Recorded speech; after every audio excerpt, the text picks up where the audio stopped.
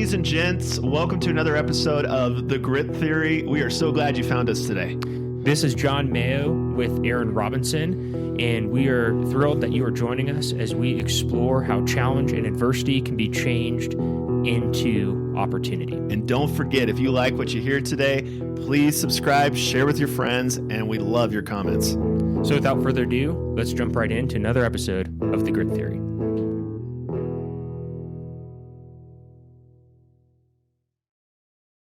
All right. Hello, everyone. This is John Mayo, as always, joined with the great Aaron Robinson. Hello. And today we have the fortune of sitting down with Kyle, who has ran up here from Texas. I'm joking, he flew, and playing like a normal human being. And we brought you a present today, Kyle. All right, what's a blizzard. So yeah. You're welcome. Precisely. Thanks. I made a deal with Mother Nature. Let him get here, but then don't let him leave. Yes. And looking outside, she's holding up her end of the bargain. Right? Yeah. Texas had a lot of snow lately. It's been crazy. They have snow in Texas? We did this year. Really?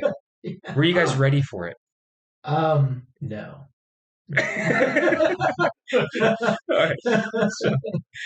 So There's just a bunch of shocked cowboys everywhere. yeah. What is this? Yeah. This is wild. One, we are grateful because there was some concern on you not being able to make it in with the weather and everything, and we do get to have this conversation today. So, broad scope of what to expect, right? Especially for you, because you're like, "What the heck is this?" As are we for the most part.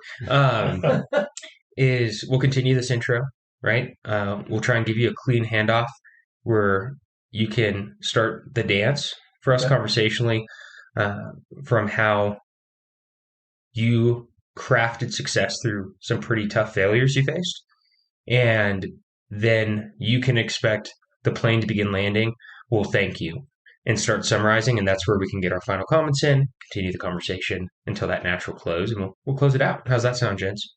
Sounds good. Thank you. Thank you for having me. I like that. Thanks. And thanks for coming with failure, because just looking at you, you're a slightly intimidating looking person, and I'm just glad that you just are going to show me that you have some weakness, and we're gonna take advantage of all that today.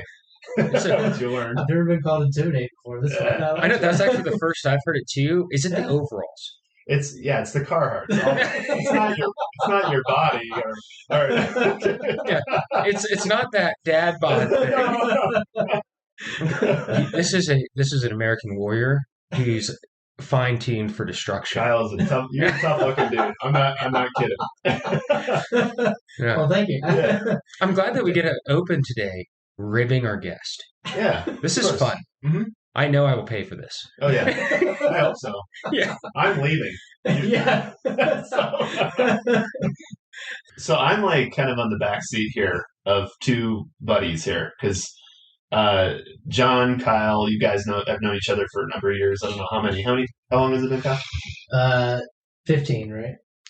Or 16. Something We like mentioned that this morning. Sorry. 2015. We've not been buddies for 15 years. That's right.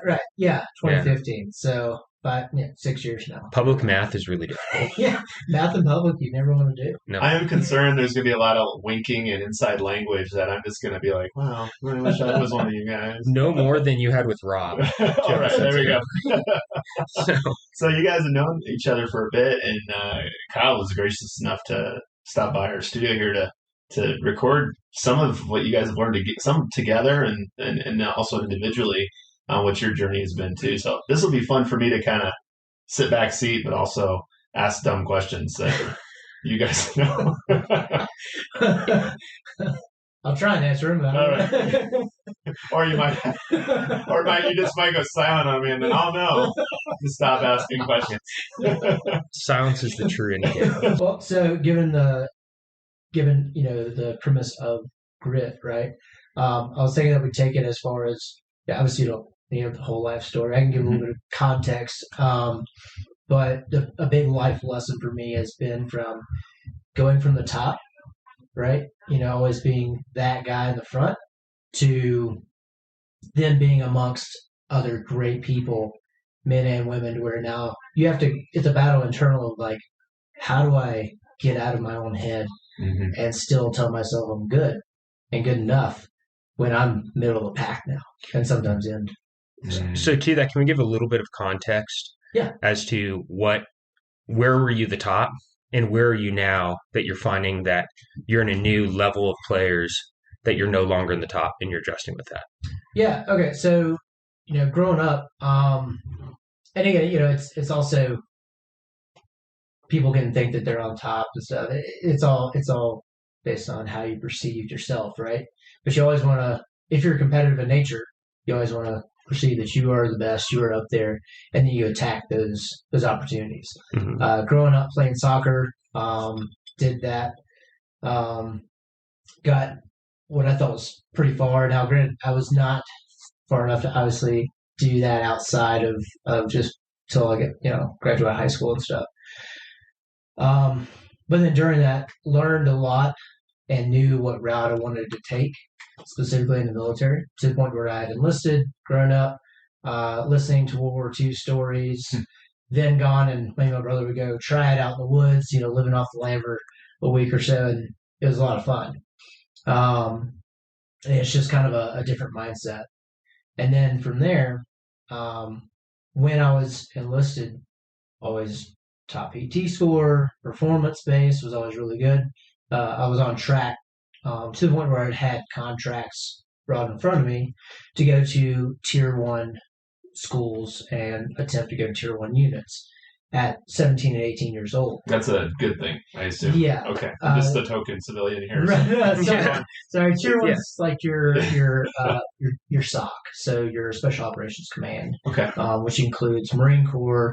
You have your MARSOC, and then Ranger Battalion, SF, Navy SEAL, all that stuff, right? That's all the different branches have theirs. Okay. And even Air Force has, the combat controller and PJs, right? Okay. So these are like elite unit opportunities, right? Okay. Right. And it's humbling actually when you first get it. You're like, oh, okay. But then you have to come to the realization of, okay, yeah, I'm good enough, but everyone else is good enough there too. Mm-hmm. So fast forward, got an opportunity to try out. For one, injured myself the first time. I went in with the mindset of, oh, I'm good. Like, I don't have to worry about it. It's okay. I've been at this top tier the entire time. Rating's always good. And then I break myself on like day 6. So humility right away. Yeah. Humility. we know this part of the story. But you kept going. And then by day 8, so I'd ruptured my left Achilles by day 6, and then by day 8, ruptured my right Achilles. So I'm sliding feet. But I was determined not to quit. It was like, you're going to have to pull me off this course. So why? Why? Yeah. I think it's just on mindset of how you grow up. Like, for me, it was, I'm going to go do it. And if I'm going to do it, I'm going to stick to that. And no matter the hardship, the pain, you learn from that. And at that time, it was also interesting to know, I wanted to know how far I could take myself. Like, I know my body had broken, but how far can my mind go now? This is a tier 1 tryout. So if my mind breaks, then I'm done. And that's when you throw in the towel. But growing up in that mindset of you don't stop, you don't quit, especially when it's something that you want, then you look at, okay, our body may be broken, but how do we push through mentally? Right. Because that's really, in my opinion, the difference between professional athletes and college athletes and then just athletes, right? Is they're pushing their mental state to a whole nother level. They can always get bigger, stronger, faster. You just have someone that can help you, or you have stimulants that can help you, or you have whatever else that's legal to help you. But it's that mental state at that point. And I think that's the big difference. So your body's following your mind at this point. You've decided I'm going to do this. Right. Yeah. Because there's portions of it where it'll test you. Like, they know you're broken, and they'll go faster just to see if you have the fortitude to keep up. Because if you fall back too far, you get back of the truck. And back of the truck means you're out. Right, literally in the back of the truck. Put your pack in and go. Yeah, you're. Is it metaphorical? Or no, there is a truck and you're in the back of it. And the back of that truck means you're out of the you're out of the program. Yep. Um, Now, quick question for clarity. Yeah. So this is tryouts round 1 when you were enlisted. no, this is as an officer. Okay, so just a quick jump. Yeah. So you were receiving this information. You ultimately decided to accept an opportunity to pursue your commission as an officer. Then you Correct. became an officer in regular active Army. Correct. And then what you're talking about now is you were given the opportunity again, and you pursued it as an officer for these top tier programs. Absolutely, yeah. Okay. Yeah. And that's where we are now with the ruptured Right. Achilles, So you're and through Achilles. you're trying not to get ran over by a truck. Right. Yes. Kyle, I'm looking at you. There's this weird dichotomy in my head because I'm like, okay, you are probably this crazy guy that you're doing top tier stuff and you're really pushing yourself. You probably could kill me right now if I said the wrong thing. But here you are, like, I'm just looking at you. If you were in studio with us right now, like Kyle's like got a smile in his eyes, even like he's just a kind soul, and yet I could like I'm convinced that you've blown some things up a few times. Not to mention just Yes. casually rocking the overalls. Just rocking them. Got you. Yeah. I just want to add that brevity before you start talking about what crazy things you do. You're just you're very unassuming in that sense. Well, and I think a fun thing to play with that, Aaron, and this is really cool. I think this is more the norm. When you see the pompous guys, Right, or the guys who are really loud about it, they're all steam no bite typically, right? yeah, Throughout these top tier communities and throughout the high performers in most organizations, there's a steadiness and calm to them, and they're typically very jovial and likable, right? And to me, that's a great indicator. When I see someone who's like big and acting tough and being loud, I just think being a loser. Yeah. What a loser. But when you have the dude who's very comfortable with themselves, clearly confident, laid back, having fun, that I think is one of the trademarks of, okay, we're dealing with a consummate professional here who's skilled in their craft. That's a great character trait. And that's why I'm calling it out in you, because I so appreciate someone who doesn't have to give me their resume, like we're asking you your story, but I doubt that you force it into a conversation at dinner with people. Hey, did you know? Right. You just have there's an inner confidence, and part of your story is deciding, hey, this is for me. Like, right. I wanted to push my mind. You haven't said yet, I wanted to be the best at this and get in magazines or whatever. Right. Attention. You were just like, me is wondering if I can do better. Correct. I can push it harder. Correct. And that's a great transition back to they're accelerating the truck and the pace, and you have ruptured Achilles tendons. They know you got more in you. Yeah. Right. So, thank you for letting us add a little bit of context there for everyone listening. But absolutely. now you're hearing the engine rev up, and you're like, I don't want to be squished. Right. So what's next? Well, so you keep going through that. There's portions through it that they break it up into sections basically, and so different sections have different. They shoot for different outcomes. And so finally get to the final portion, which is a unknown distance of a ruck. You have a pack on your back. They give you a set weight, and then you go. And what is that weight? It's usually between 40 to 50, depending on. So they'll give you a baseline, but you don't trust the scales that they give you. So you always add a little bit more. Because you never know if, like, oh, I wonder if that's actually 5 pounds off. So or 15. So you put weight in and you just walk. And for me, I was dead last. And again, coming from someone who is not knowing what that feels like, I'm seeing everyone else just go. But by that point, I had been broken down to the point of, I don't care. I just had to tell myself, like, I didn't care. This is for me. I don't owe anything to anyone here. And so you're just going. You go through the night. You do whatever. The medical truck was right behind me, and they just didn't they didn't. Like whenever I would stop, they would stop, and I would hear the door open behind me. Like, this is it. And I'm like, nope. That's what you look like. Well, they also will encourage you to quit. They'll say, "Hey, it's cold and you're tired. We have Really? donuts and coffee in the back of the truck. Don't you want to step out?" Wow. For some of them, this one, they're actually really good about that. They'll do it at the beginning, but at this point, they're just like, the system's there to where it'll break you down enough without having to say a word. But yes, in some of them, yeah. But yeah, and so finally, another truck comes from the other direction. I'm like, okay, what's going on now? Don't worry about it. Keep your head down. Just keep going. And the guy's like, look, we got to pack all this up. I was like, so pack it up. I'll keep walking. Oh, wow. And he's like, no, we can't have anyone on the track while you're doing this. And I was like, okay.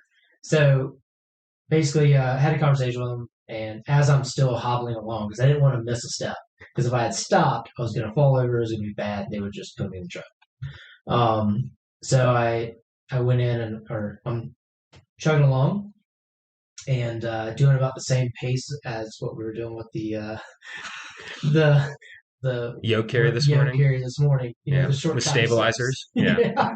That's what it felt Yeah, like. we did the yoke carry this morning with the artillery rounds on the ropes, Yeah. so it was nice. swinging all over, and it caught Kyle a little bit by surprise on how much it would have worked with stabilizers. Yeah, so for those of you who know what a yoke is, it's an Olympic bar across your shoulders, Mm-hmm. and John has, for whatever reason, decided to fashion these artillery rounds that are we weighed them. They were like 83 pounds each, hanging by a rope on each side of this thing while you walk.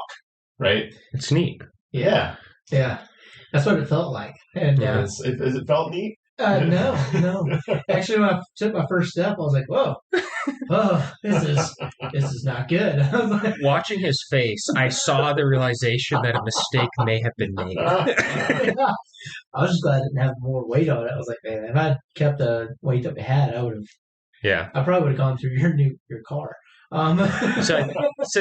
Which would have really been unfortunate. So you're walking along essentially with giraffe legs. Yes, is what that illustration means. Yes. I had even already face planted a couple times. Had to use my rifle to like pick myself up, and it was a fun time. So the guy you're at the end of yourself, really. I mean, anything you can do to try to correct. It's all mental at this point, right? And the guy comes up and he's like, "Hey, we're going to kick you off of the course," and I was like, "Well, show me the medical paperwork, or I can come back." And he drives off. I'm starting my trek up this hill, and I make it probably, to me, it felt like it was a mile. It was probably only about 5 feet. And to be fair, because this is important, I don't want to walk past it too quickly. You needing the medical paper is because you know that even though you're still going, you've not met the standard for the event. Correct. But you've not quit. Correct. So you're saying, before I take this knee, you prove to me I can come back. Exactly. That's what that was about. I wanted to make sure that I got another opportunity. Because you hear a lot of people who they'll get medically dropped and they don't go back. But to me, I was like, if I'm going to get beat by this course, I'm going to face it head on again. And now I'm going to humble myself, which was done by day one. I'm going to humble myself and train up to come back and beat it. What? So that right there, why? Like, you know how hard it is. And you probably made that decision when you were still in pain, I assume, right? Because you're telling them this. So you know, eyes wide open at this point. You didn't know that prior to this course, but you know it will break you. Yes. And you said, I need to come back and beat this thing. Right. Because, competitive. If it's a game of Monopoly or something like this, that's career changing. I want to be competitive at it. And again, it goes into that mindset. You've got to put yourself in that mind. And we talk about mindset a lot, especially in, a lot of work with all this. And even in just normal soldiers, when they go through basic training, they talk about mindset. They get their AIT mindset. The big thing is, though, is that you don't always have to stay in that mindset 24/7. It's turning it on and off and learning how to compartmentalize on certain emotions during an event. And in this case, the compartmentalization came into that desire to just drop the pack. You know, you had to push that to the side. You had to know how hard to turn it on because you didn't want to stay in that state either the entire time because it can wear you down. We've talked on prior episodes about all the things you consider during that when it comes on the table that you could quit. Right. And then there's certain things you say to give yourself an out, like you could drop this pack right now. Right. Like you could get on that med truck or whatever. Right. It'd be so easy. It's there. It's present, right? Because I don't want to say that because that I think levels the playing field for everybody because It does. people think if you are thinking like that, then you're just not going to be a winner. But the winners have the same exact voices in their head. They just handle them differently. Right. There's another podcast called Happy. And so it's this course at an Ivy League school, I think it was like Yale, where it's the science of happiness. And this instructor talks about how golfers and Olympic athletes, they go through that same motion of, they'll dog themselves. A golfer will go up to a hole on a tee box, and he's like, oh man, on this hole, I'll always mess up my shot.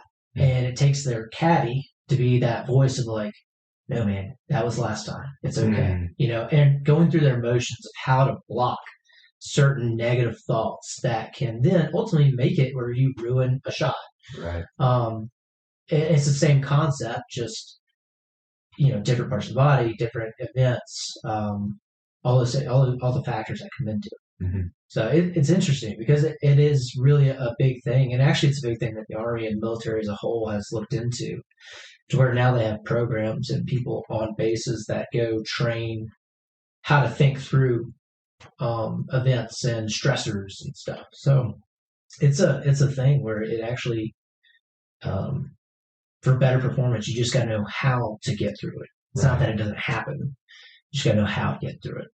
Is that happening prior to the event as well? I mean, I'm thinking, so you're wrestling, obviously you're wrestling with it during it. Right. But prior to, you're like, okay, like you almost had to say, I know there's going to be parts I'm going to want to quit. This is how I'm going to address it before I even get into it. Is it sort of like that, or how do you do it? Yeah. Well, so again, it took being humble. Beforehand, I was like, oh, it'll be fine. Yeah. I'm okay. Whatever they throw at me, I'm okay. The phrase, oh, you can't smoke a rock, it'll be fine. And then I got there, it was a gut shot. It was a gut check. And then not only that, realizing I didn't prep my body from the time I was 18 and doing this business, because I had broken myself. I had never worried about stretching. I had never worried about doing the right thing, after and before.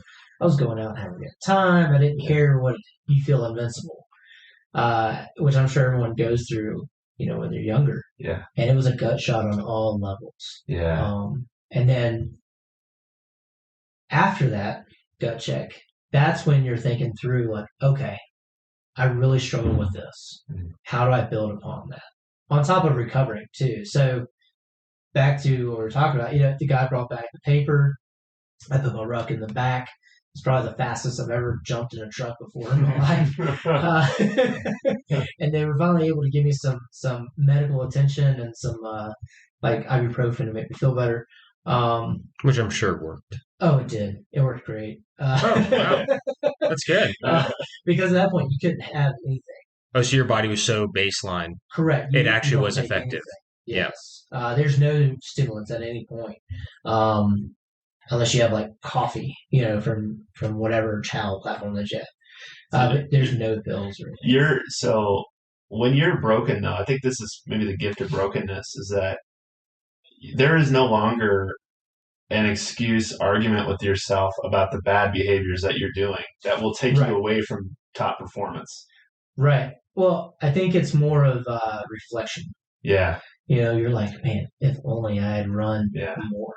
If only I had not procrastinated when we were, out and about. I think it's more reflection. Mm-hmm. Yeah, the demon's already there. You just got to take them on. I like that. There's something really powerful to that, though. When you're living intentionally, when you're developing a mindset of, I'm going to rise despite this adversity, in that choice, it's the choice to engage with the problem. Mm-hmm. You stop avoiding it and you start fighting through it. Yeah. Right. And that's important. Oh yeah, absolutely. Because if you don't, then I mean, my opinion, if you don't, you're not going to ever succeed at anything that's hard. Which, as we know, the things that are hard are usually the more rewarding. Even as something simple as raising a family, Mm-hmm. right? That's hard, Mm-hmm. and you're not going to succeed if you just throw your hands up. Mm-hmm. Taking care of a farm, that's a lot of work. Mm-hmm.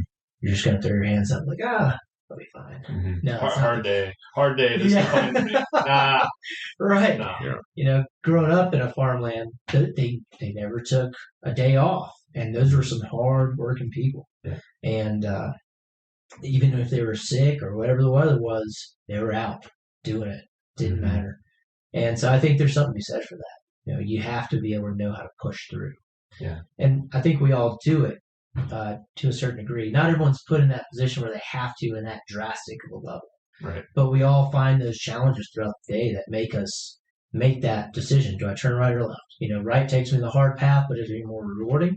Left says, hey man, just let it go. It'll be fine. Yeah. You'll most likely achieve it, but Right. Is that worth achieving? Right, exactly. Right. Exactly. And if you're the sum of your choices, then this all adds up and puts more capital in the tank on what you can say yes to as far as the hard paths are concerned. So like Absolutely. on the small things, the whatever they may be, the saying no to dessert or whatever the case may be, where it's like, I'm going to choose the slight small hard over the easier right. Those invest capital in what you have to be able to say, now I'm going to wake up earlier, or now I'm going to do this, now I'm going to read this book that I need to sharpen my mind or put myself in this community to grow in this aspect, right? So it's the same kind of feeling. I feel like if you're afraid of crowded rooms, but you've also challenged yourself, and it could be physical, it could be something you had to forgive in a friend or something. Like it's the same kind of difficulty, the same kind of mental fight you have. And so it feels familiar. So if you do it enough times, it's like, I know this muscle. It doesn't matter what difficulty it is. It's the same kind of rhythm. Right. And also, Jonathan, as you said, like, I remember us having the conversations when you and I were working together. And we talked about my first experience straight out of officer training. How like 2 weeks later I went downrange and had this huge combined, And downrange means deployed. Yes. Sorry. I did not know that. Thank you, John. No. Well, no, and that's what we're all just balancing each other on, right? Right. So you got deployed and then and had this huge joint mission where we brought in different air platforms combined with artillery. And I'm fresh out of the course. And they say, here you go. Here's 4 radios. Integrate these fires. Yes. And you're bringing in, bombers, F-18s, Apaches, all the way down to your maneuver direct fire. For me, it was tanks. Above so this is harder than you're Right. qualified to do. Even. Right. I mean, Qualification is a loose term. yeah, I'm supposed to be qualified and certified to do it after the course, but your stress level is out the roof because there's no room for error. Mm-hmm. If you do, someone can seriously be injured or worse, right? And because of that, like I was stressed. But after that, everything else seemed easy. You come down from it, you come down from that high of the stress level, and you start to get your repetitions in. But then afterwards, you're like, okay, another thing comes up. You're like, oh, that's simple. It's just one artillery mission. That's not 5 other platforms. And I'm only coordinating with one person. Like it's easy. And so, but people that were just coming in, that was stressful. And so it's interesting to as you said, John, to take that experience, and now you kind of callous your soul, right? You kind of callous your mind of like, okay, well that was harder than this, and I completed it. I should be all right. That's an old like exercise. Like in baseball, I think about them swinging 3 bats, or they put the weighted thing on there. and they do that because it makes the at bat relatively easy. Like and it's weird how it's the same bat you've been swinging your whole career, Right. but just by adding a little bit more difficulty, now you're able to do those other things relatively easy. Right. Yeah. And that's why fitness keeps coming up in this conversation, right? Yeah. Like in the different conversations we've had throughout the podcast, it's not a fitness platform. Right. But the reason fitness is a tool that's integral to stressing yourself into a situation that makes regular life and other things easier, right? Just like integrating 5 different layers of fire onto a target set makes using any one or combination therein much easier. And same if you're trying to close on 4 houses at once as a real estate agent, and then you have to do one, you're like, oh man, It's easy. Yeah. so simple. It's all perspective, right? Right. So if we were to do the kind of bite size lesson, it's if you want to get good at something, do it way harder than you've ever done it. Correct. Then come back and tell me if you got stronger.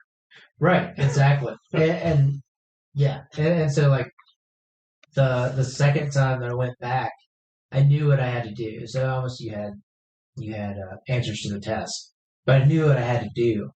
And so while recovering, I was like, okay, I know I need to recover health, but also I need to make this harder. So that way when I go, I need to rock with a 50-pound pack instead of a 40, because I know that when I go back, it's going to be 40. Yeah.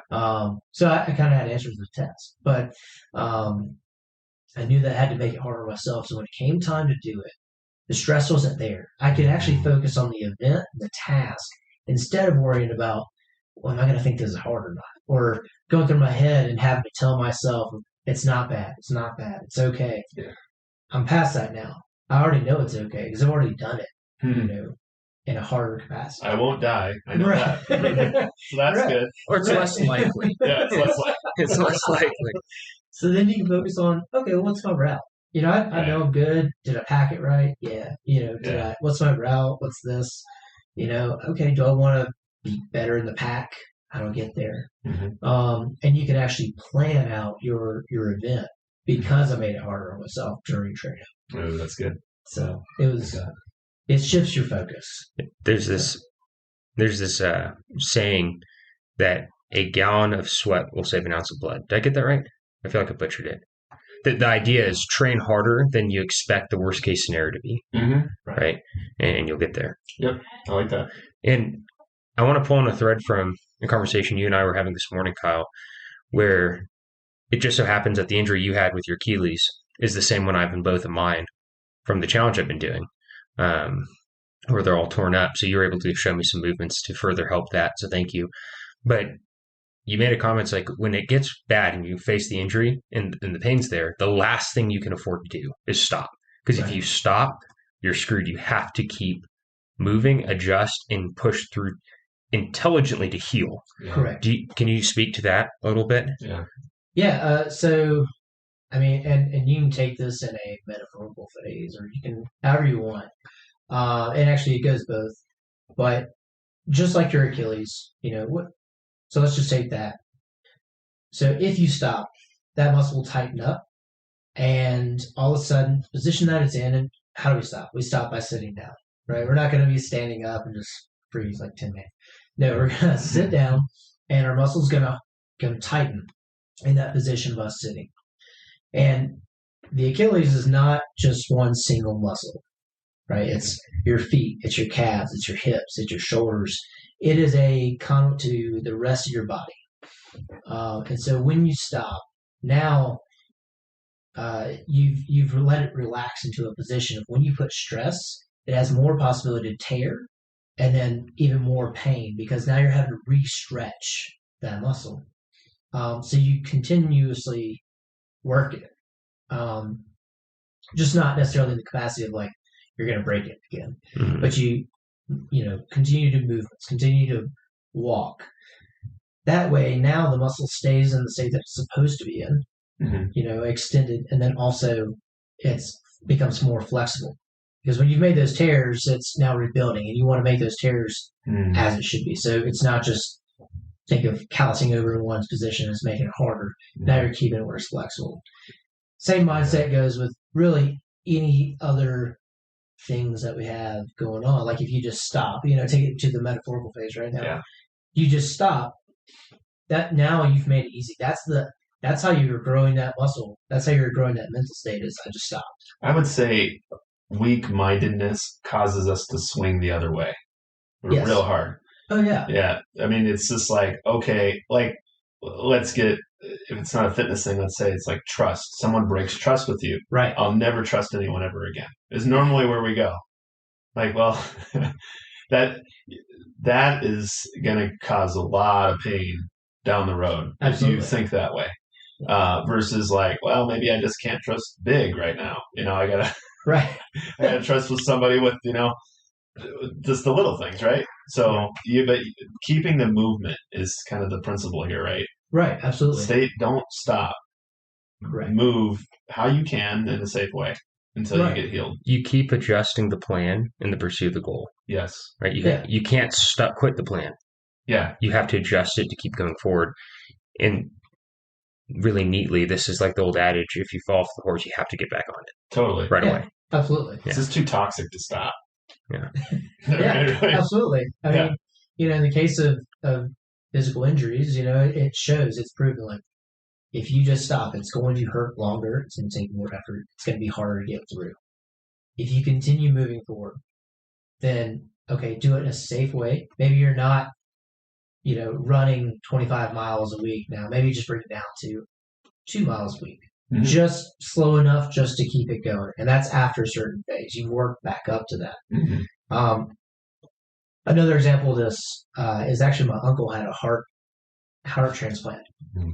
And so he was a marathon runner growing up. I mean, since he was younger. He had been invited to the Boston Marathon multiple times. He had run it. And actually, some of the books he ran with some of the guys who write the running distance books. Mm-hmm. Names are leaving me right now, but so he grew up doing that. And the heart transplant, they were like, "Hey, you're not going to be able to run for a while, or if ever again." Mm-hmm. He didn't like that answer, so he started walking. And from going someone that runs 26 miles like it's nothing. Walking a mile was difficult, but he didn't let that, phase him. He would walk a mile, and then he'd build it up to a mile and a half, and then so on and so forth. There's actually a newspaper clipping of him where he, 6 months later, ran/walked the Peachtree Road Race, which is a 6.2 mile race. And then now, I mean, he's back to running, and it comes back to you can't stop. Like he had multiple reasons and excuses that he could have pulled out. Oh, just had an arm transplant. But he knew where he wanted to be. He knew what he wanted to do.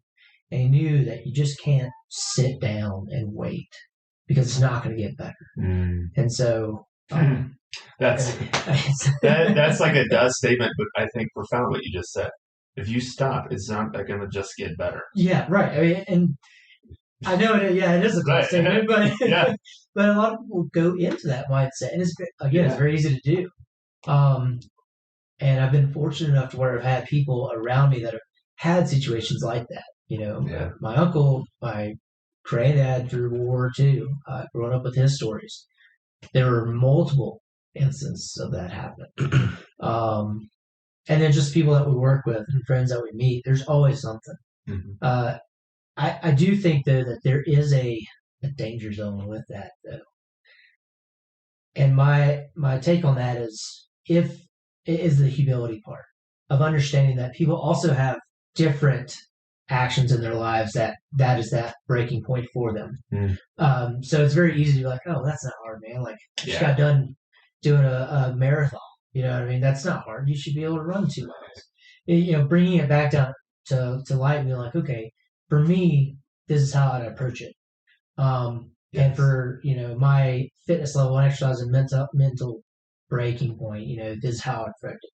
But for someone else, that's not the case. Mm-hmm. And sometimes that's a hard, like with my wife, that's something I got to remember sometimes. Like she's stressed out. I'm like, that's not stressful. Why do you? Right. Guys do that a lot. Right. And they do it back to us. Correct. Like, oh, you think that's hard? try pushing a baby through it. You know, It's it's all relative. Exactly. Yeah. But you have to come back and be like, you know what? For her, that's probably Yeah, stressful. absolutely. You know? She doesn't have to go through some of the same things. We've talked about that before, John, haven't we? Like equal effort, not equal weight.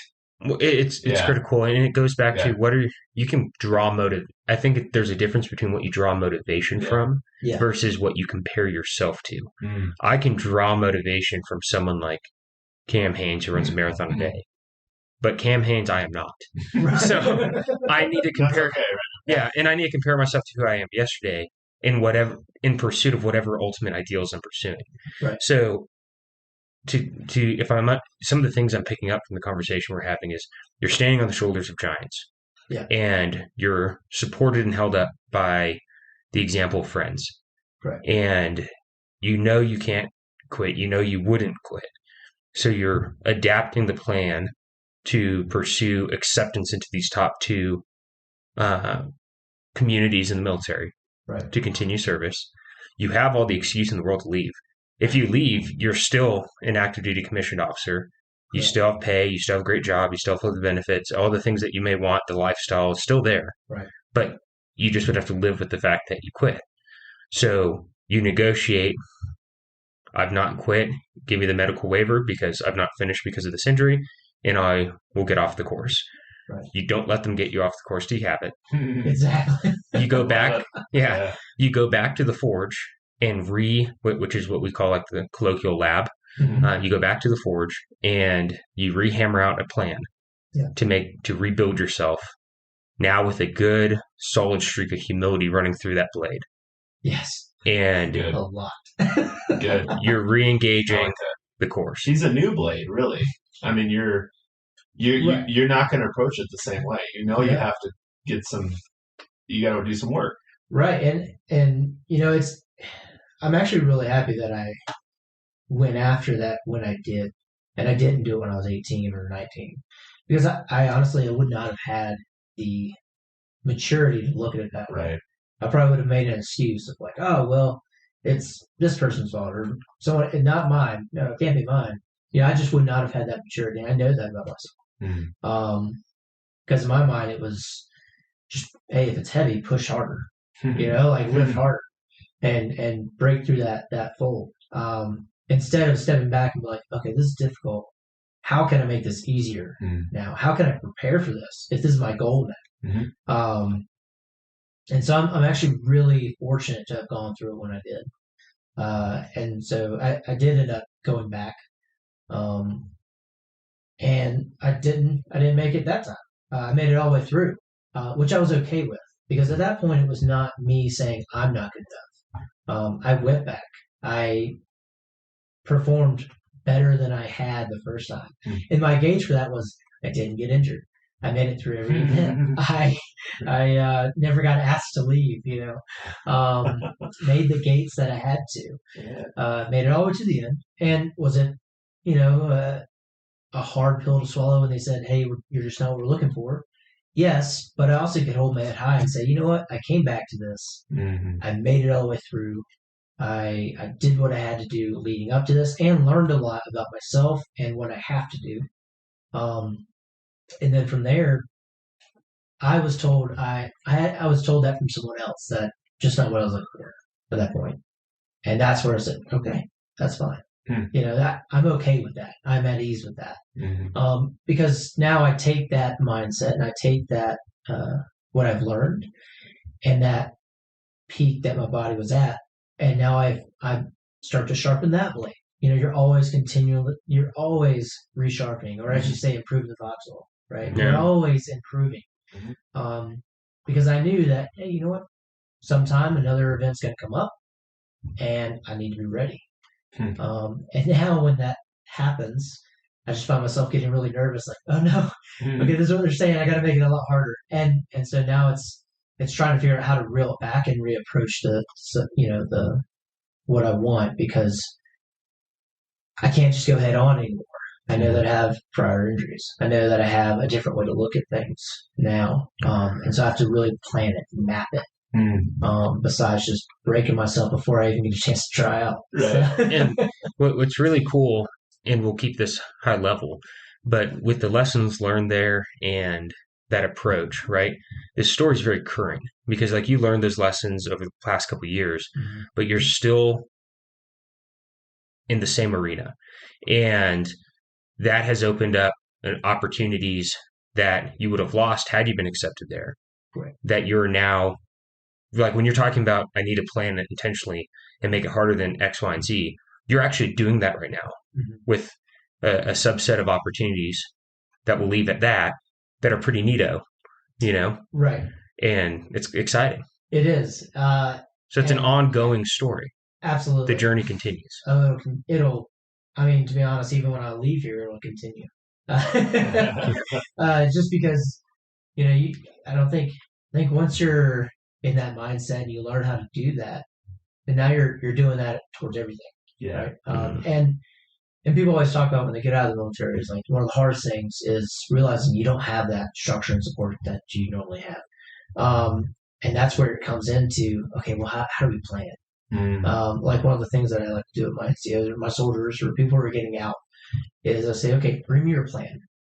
Not to try and talk you out of it. Like if this is what you want to do it. But I just want to make sure that you've thought through a plan and understand that, like, if you don't get a gut feeling of a churn of kind of nervousness, then I don't think you've hit every mark yet. There's some stuff we got to think about. So that's a good thing. So, yes, absolutely. That nervousness, to me, makes me.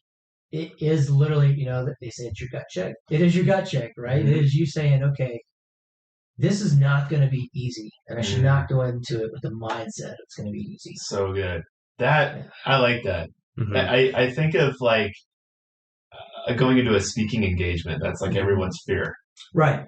And then people say, "I'm nervous. What am I going to do?" It's like, "Oh, it sounds like you're going to be awesome because you are fully engaged with the fact that you care about what you're doing." Correct. It's when you have no anxiety, you're kind of dangerous.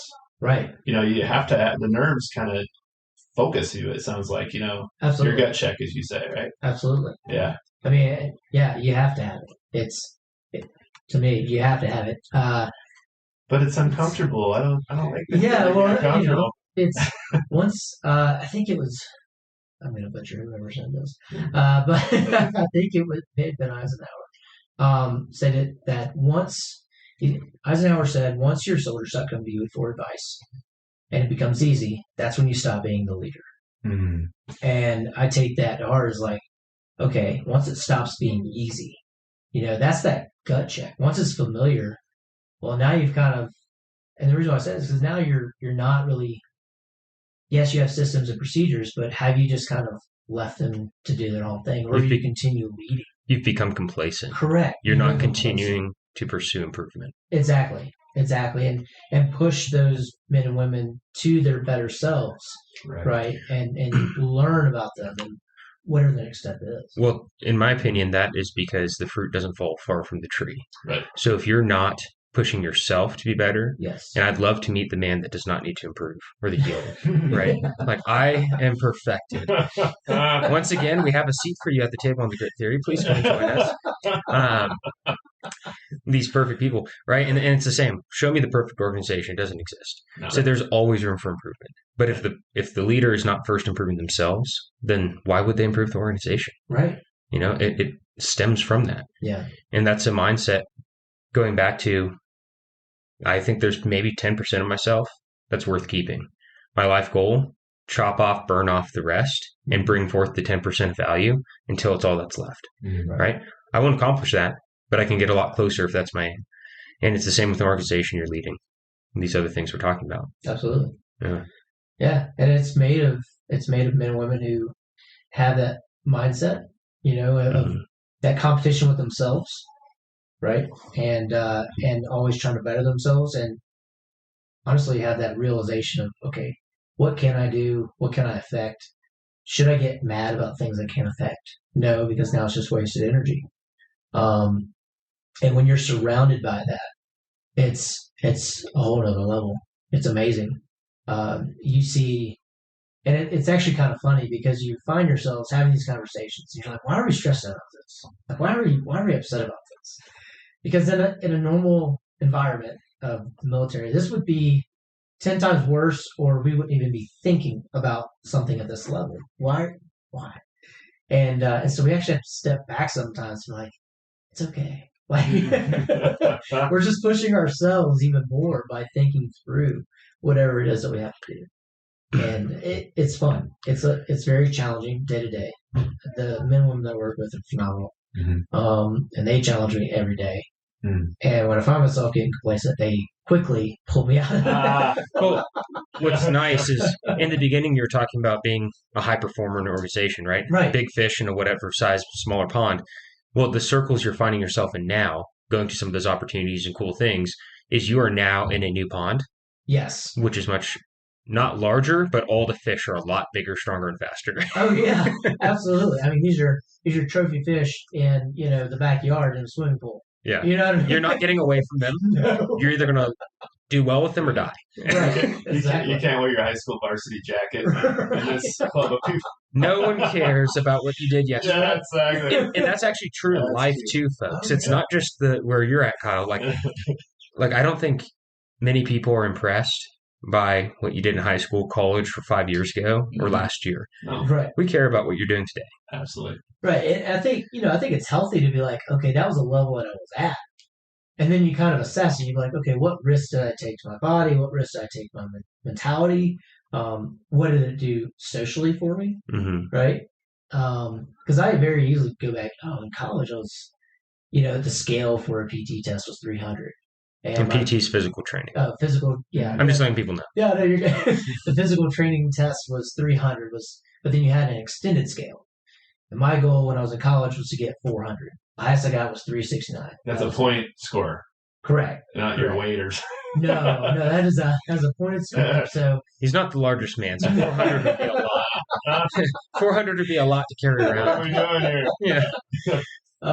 But yeah, that was when I was running an 11:10 2 mile, doing 112 push-ups, 92 sit-ups. In 2 minutes each. 2 minutes each for the sit-ups and push-ups, and then 2 miles. Yeah. And that was at 11:10. And then I would go ruck and, doing 3 days. But I, now looking back, like, yes, would that be neat? Yeah, but, there was so much that I sacrificed. And part of that is I sacrificed, relationships. I ultimately broke my body because when I stopped doing it, my body was so tired all the time that I didn't want to do anything. And so I lost it. And I did what I am now saying you shouldn't do. I just sat down. I just said, all right, this is what my body wants. This is what I should do. I'm just going to sit down. Instead of keeping up a portion of it, I just stopped. And I've never gotten back to that state. Well, that's a young you. Yeah, right? absolutely. So that's sort of the joy of the journey too. Like, right. if the story is only I was physically strong, right, and you didn't grow mentally through it, then yeah, what good is it? What was the point? Right. Now old you can beat young you because of what you learned, and that's kind of the goal. Looking through that lens. Yeah, I mean it's kind of like the person who, when you do land navigation, just breaks brush, and they're stomping, straight line. If there's a tree in their way and they could, they'll cut it down. Right. Instead of reading the land for a more efficient route. You're like, I can just go to the left here, follow alongside that road, and not have to worry about any crossing of rivers or bridge even. Like, it's low cut. Cool. That's the difference, right? When I was younger, I was a break brush kind of guy. I just wanted, okay, so let's go that way. If there's a wall in the way, I'm climbing. Yeah. Yeah, because you're so stinking arrogant. Yeah. And then when I break through that, I'm going to tell everybody about it. And right. And they won't. You won't tell them about the story of how you were in the field position for 2 years. Your body's broken. Right. No, you'll tell them, oh yeah, I climbed walls, broke brush, took down trees, and ran this, did that. There's a quick opportunity for encouragement here that I think we need to capitalize on. When you're young, you have youthful ambition and zeal. And I think it's such a shame that we don't encourage those who are younger to spend that in pursuit of an ideal. Instead, they just use it thrashing about. Like when you have an ideal to throw that youthful vigor at, Yes. then you're going to gain the lessons more intentionally. So like, how cool is it to, if you have someone in your life or you are someone, and this is a word of encouragement, and you're passionate, use that passion in pursuit of an ideal that is too big for you to accomplish. So that way it can become your teacher, right? And then on the other end of the spectrum, you have those who are not as young, and there's like this disdain and calcification that comes into the conversation. And you hear it the second, well, when I was young, boom, you can stop the conversation right there. I know the spirit of the mindset I'm talking to. Right. And there's a reason why that doesn't mix with the youthful vigor of those who are young and zealous. It's like, well, you've already quit. You've already given up. I see the dust and calcium build up on you where you're turning into petrifying into stone. So why would I listen to you? And then they're like, you're just a cocky little kid. It's like, well, what if those with more experience were able to encourage those who are young and say, hey, I see passion and fire in you and purpose. Right. What are you using that for? Yeah, that's good. And what value does it bring? And then my last point on this, and I'll shut up, but That's good stuff. there's a good dichotomy there, right? But what happens when you then take that and apply it to yourself when you look in the mirror also? Yep. Right. You know, There's something. the old phrase is youth is wasted on the young.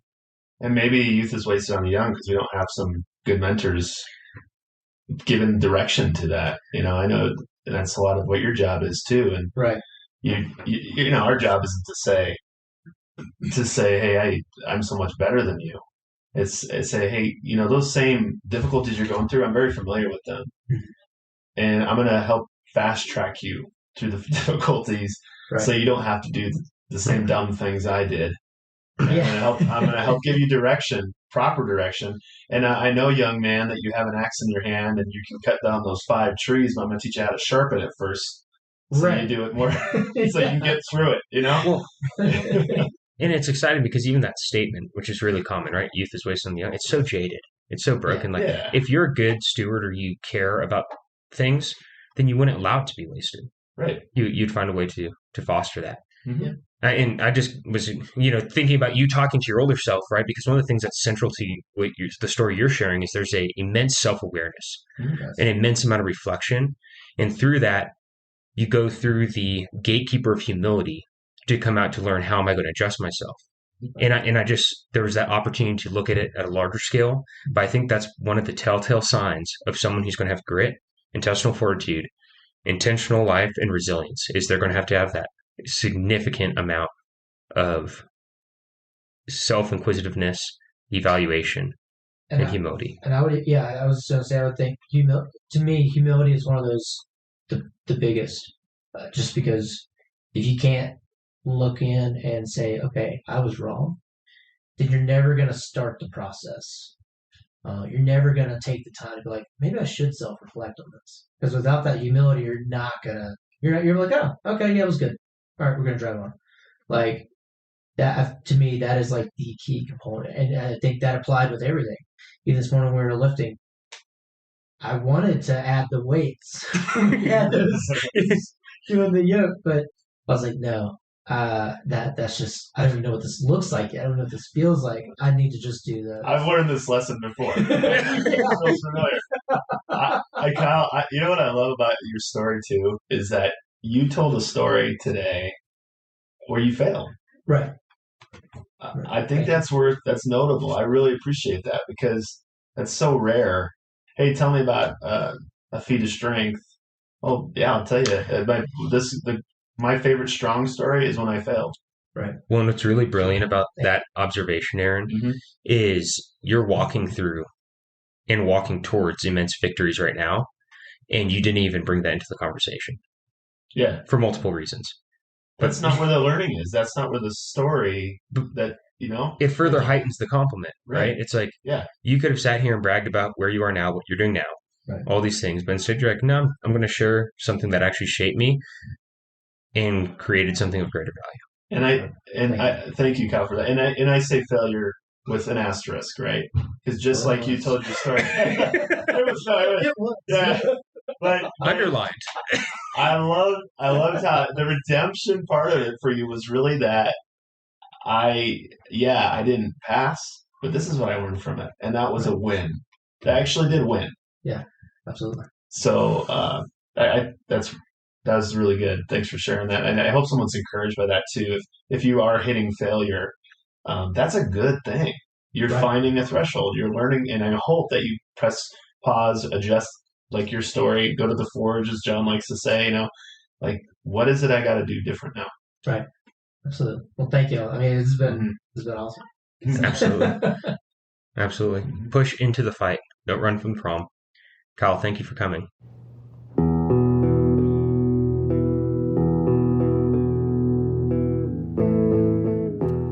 That was another episode of The Grit Theory. If you like what you heard, please subscribe and let us know. If you did not like what you heard, keep it to yourself. We hope that you got at least a few nuggets that you want to share. We look forward to seeing your comments below. Thank you so much for joining us today. Take care.